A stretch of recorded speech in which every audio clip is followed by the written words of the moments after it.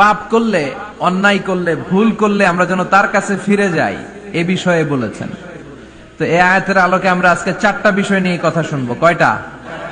আমরা তাওবা নিয়ে কথা শুনবো, আমরা ইস্তেগফার নিয়ে কথা শুনবো, আমরা যিকির নিয়ে কথা শুনবো, আর সবশেষে আমরা দোয়া নিয়ে কথা শুনবো। ইনশাআল্লাহ পড়েন।